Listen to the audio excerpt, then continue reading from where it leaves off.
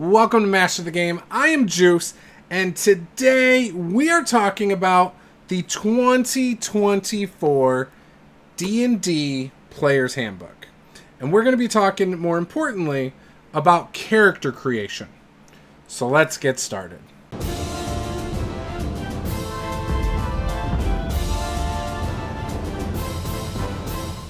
Coming September 20th, Master the Game RPG is working with Lowell Pride, Michigan to start a game night. We have confirmed that Mark Tassin, the creator of Cool Name RPG, will be there, and he will be running Cool Name RPG for those of you who want to try it in the West Michigan area. I will say I got to play it at Gen Con, the very first convention game of it. It was a blast. I think the magic system is very versatile. It's a game you're not going to want to miss. But if you don't want to play that, maybe you want to play a different game, there's opportunities for other tabletop RPGs. There's also going to be board games. Board games will be provided. If there's a game you have that you've never played, or you love to play, or you just want to try, you feel free to bring it. And I'm sure there will be plenty of people there who will be willing to give it a try. So with that, I hope to see you guys September 20th at the UCC Church here in Lowell, Michigan for a fun night of gaming. I really want to talk about character creation in this video because in trying to get familiar with the new rules and everything, I decided to start by creating my own characters. Now, I started with the core four. I started with a fighter, a human fighter, a wood elf rogue, a dwarf cleric, and a human wizard. Now, the reason I started here is because I felt like most people who are going to play a tabletop RPG, you're going to create characters first. You know, obviously you're going to have session 0 and have your discussions with your DM, but then you're going to dive in through character creation. And that is going to be your very first experience with this new game. So starting there seemed like a natural place. Obviously, I am someone who's played and run multiple other tabletop RPGs, including various versions of Dungeons & Dragons. So I do have a little bit of a bias and preconceived idea of how it should go. And that did impact my thoughts on this version and character creation. Now, with that said, I haven't created any other classes out of this book, but I have looked over a variety of classes in here to get some ideas and see some pretty cool things. And there's a lot of things I really like, and there's things that I'm not as big of a fan of. But sticking to this video in just the core 4 classes, that's where we're going to take this. So the very first thing I created in the new Player's Handbook was a fighter. The reason I made a fighter is because that's what I do with all game systems. If I'm trying a game for the first time, I want to try it as the baseline fighter. And I've done that in Pathfinder, the previous edition of D&D. I've done it in games that aren't D&D. Because for me, I like martial classes, and it gives me a good understanding of like a baseline of numbers, whether it's damage or, you know, any of the skills or any of that. It kind of gives me a great idea of how the game's going to play from that standpoint. And since that is my personal favorite focus of the game, it's just a great spot for me. In this edition, before you even get into the species and background, you start with a class. This, for me, is a very counterintuitive way of making characters. Ever since I started playing D&D or even other tabletop RPGs, you always started with your attributes. And then what's kind of nice about that is once you know your attributes, it's easier to say, I want to be this class. Or maybe I should take this species or race or ancestry to add a couple different things to the attributes. In this edition, your species, your race, your ancestry, that doesn't give you a bonus to your attributes. Also, in the new D&D, it's no longer called a race. They decided to go with a species, which actually makes a lot of sense. I've always said it should be something along those lines rather than race. I also didn't like in other games that decided to go with ancestry. Ancestry made sense, but ultimately I thought species was the perfect way to refer to it. And that's what D&D did. But they start you with the class. that seems like a great spot if you're coming from a concept and, all of that. And I think that's fine. But if you're somebody who likes to roll your stats, you might end up with really bad stats later on and not want to play that class. Once you choose your class, you're going to go through and follow just your class page. And now, the layout of these things is actually really well done. It's far better than it was in the 2014 Player's Handbook. You're going to open up to a page. You're going to see a artwork of what your class is, and then an overview of what you're going to get, which is great for first level character creation. You're going to get your saving throws. You're going to get your primary attributes that you're going to want to bump up. You're going to get your starting equipment. You get 2 options, I believe, for all of the different classes. And option A is like a kit of gear. And option B is going to be just gold for you to purchase your gear. Absolutely love this. I always go with the starting equipment. I just like the simple starting equipment. So that works for me. You're going to know, though, what your first level abilities are that you get from your class. And for me, taking a fighter worked out really well because I was able to get a fighting style feat, which I chose interception. I really like the idea that if anybody next to me is getting attacked, I can intercept it and reduce the damage by 1d10 at first level, plus proficiency. So I really like that, and it's a reaction, so it gives me something I can do. You're going to get Second Wind as a bonus action, which I think is great. That's not anything new. You got that before. You also are going to get Weapon Mastery, which is a whole new thing in this edition. Weapon Mastery is really cool. I personally feel like they probably could have gone one more step with Weapon Mastery in this edition. So each weapon is going to have mastery properties, okay? And in the book, this is what they are. There's Cleave, Graze, Nick, Push, Sap, Slow, Topple, and Vex. Some weapons you might think, oh, this should have Cleave, or this should have that. So I would say some weapons aren't exactly how I would have imagined them, unless I go in and read the book. So I'm still not fully comfortable just picking a weapon and assuming what its mastery properties are. I'm sure after a couple sessions, that'll come easy, or just creating a few characters, that'll be very easy. Obviously, not every characters are going to have access to use these special abilities with these weapons. For instance, a wizard, unless you take a feat of some sort that gives you weapon mastery, they're not going to be able to use any of these aspects of these weapons. But for example, if you use something like Cleave, you hit a creature with a melee attack roll using this weapon, you can then make a melee attack roll with the weapon against a second creature that's right next to it and within your reach. And there's a little bit more there, but you kind of get the idea for that. Now, another one that I thought was interesting was Graze. Basically, if you, and I got this because of a greatsword, if you miss a target with your attack, you can choose to use the Graze mastery property and deal the amount of damage equal to your proficiency modifier.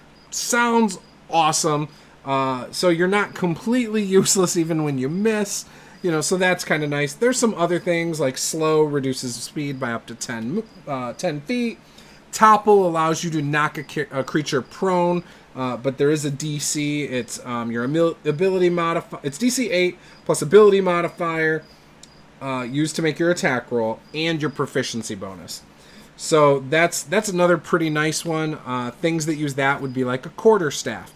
So you can really kind of start getting ideas of how to use your weapons and narrate your attacks better based on these. And I really like that.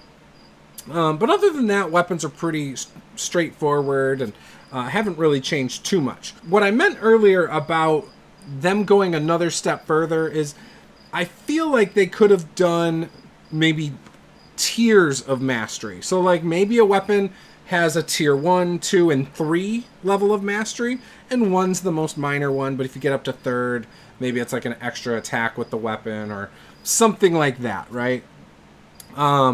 But again, I know that's adding complexity to this game, and I also don't necessarily like a ton of complexity with games. I don't like a ton of rules, and I know with them trying to balance things, that could have been an issue. So ultimately, I think that's still cool how it is, and they did a good job with that because it's a new aspect of the game that I'm actually looking forward to trying out in the future.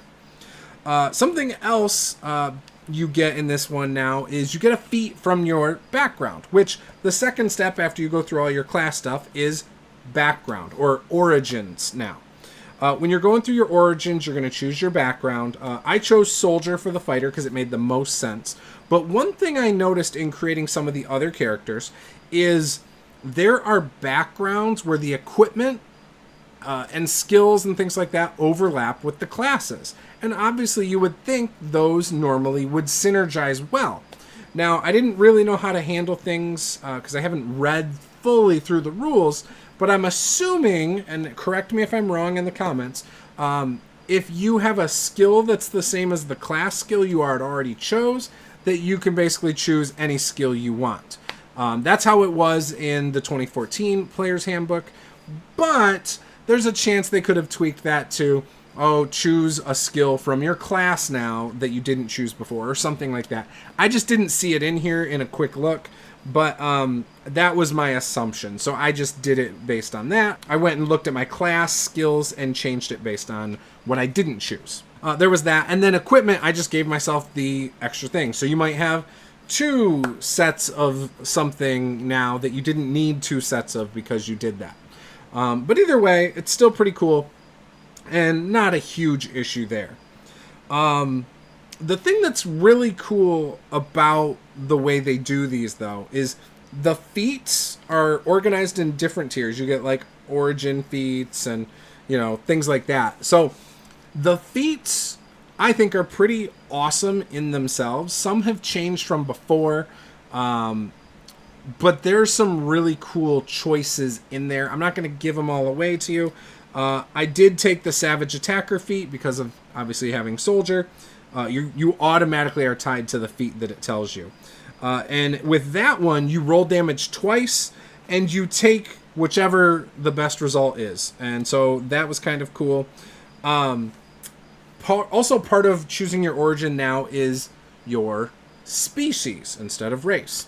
And choosing the species, I went with human because I wanted to get that extra feat. Not getting attribute bumps is not a big deal to me, but I do think it's weird that here we are where we've done the class, we've done the background, now we've done our race, and we still don't know what our actual attributes are. I know from my background I got a bump to Constitution and Strength, and it gives you a list of attributes you can choose to improve, and you can either do one, and if there's 3, you can do 1 in all 3 of those, or you can choose 2 for one and 1 for the other. Honestly, at this point, it should really just be put your up to 3 points into whatever attributes you want. You can either do 1, 1, 1 or 1 and 2 and just do it how you want. That's basically what they did in the previous edition with Tasha's, and that's really what they should just do now and not tie it to a background. I think in tying it to a background, they were trying to do something similar to what I think Pathfinder 2nd Edition did. I didn't think it was necessary. I just think they made steps with Tasha's and then they kind of walked them back a touch there. I don't know why. So, either way, I wouldn't have done that. So as a human, you get resourceful. That gives you heroic inspiration every day after a long rest. So you automatically get inspiration basically at the start of your day. I think that was cool. You get skillful, which I obviously picked some skills. And then you get versatile, which allows you to pick an origin feat, which I chose tough. So I get the bonus 2 HP every level. And that basically made my character. Really like how it came out. I think it would be fun to play. Having different things now, like that interception ability, which I think is cool. Having weapon mastery is going to make this feel different than the fighter in the previous Player's Handbook. So definitely makes the game a little bit cooler. Other classes also get weapon mastery. I did make a rogue, like I said. I got weapon mastery for that. Only 2 though instead of 3. And I thought that was fine.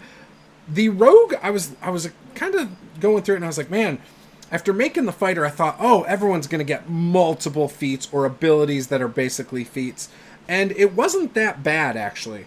So the initial things I said after skimming this handbook to people in person was, yeah, everyone gets so many feats. And after going through it, that's just not the case. So I am walking that back a little bit. Obviously, as a human, you're going to get one. A background's going to give you one. And then some classes have built-in abilities that might give you a feat. Like a fighter, you get weapon mastery, for example. And weapon mastery is a feat in here, so if you want, you can play a human and get weapon mastery, and also have these things as well. So that's kind of cool.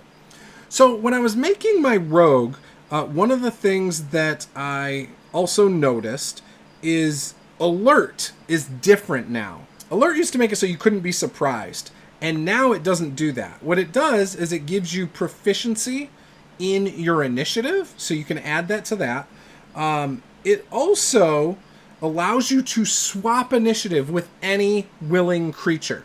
So say for some reason you rolled poor in your initiative and you want to go at the top because you want to get your sneak attack in on an unsuspecting creature, you can do that. Hey, Cleric, I know you like to wait till the end of the round. Can I switch with you to go up top so that I can get my attack in? Yep, no problem. Switch. Done.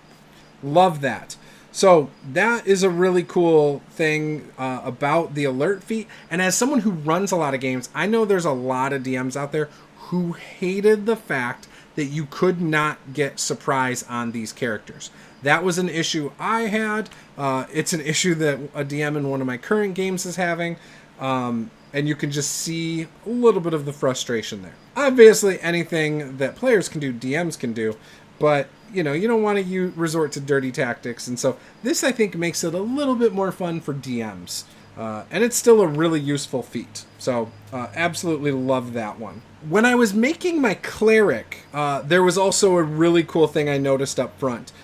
You get to choose a divine order at level 1. In the player's handbook, there's 2 options. There's the thaumaturge and protection. And protection gives you martial weapons and heavy armor proficiency, which I love. And I like that this is not tied to a subclass. Like in the 2014, you would have to take life cleric or a war cleric in order to have those. So I really like that you don't need to do that now, and you can get those proficiencies. The thaumaturge gives you like an extra cantrip and stuff. I don't know. It wasn't something that really stood out to me as something I wanted to take, but I did really like this on here. The other thing is dwarves don't have sub-races anymore. So you don't have mountain dwarves or hill dwarves or any of that. Now, there's a potential for them creating them as separate species in the future with different abilities. I don't know that they'll do that. They might just leave it as it is. But now, as a dwarf, you automatically get dwarven toughness, which is plus 1 HP per level, stone cunning, dwarven resilience, and dark vision up to 120 feet, which is really good. So now dark vision, it can vary based on the type of species you are or ability you're getting it from. So you can have it 60 feet or 120 feet, for example. Obviously, 120 feet is better, and that is a really nice one to have. Creating a wizard came very simple to me. Now, it was the 4th character I made, but it went so smooth. It was really quick. Probably helped that I was a human. I ended up taking the crafter feat because I decided on the artisan background, just because I wanted different things than... I didn't want to go with the scribe or the other scholar. Those were the first 2 that stood out to me, but I decided to go artisan, and the crafter feat was really cool to me. So you get 20% off non-magical items to buy, which is awesome, and you get what's called fast crafting. You also, because of the crafter feat, I had already taken alchemist tools as my proficiency from the background.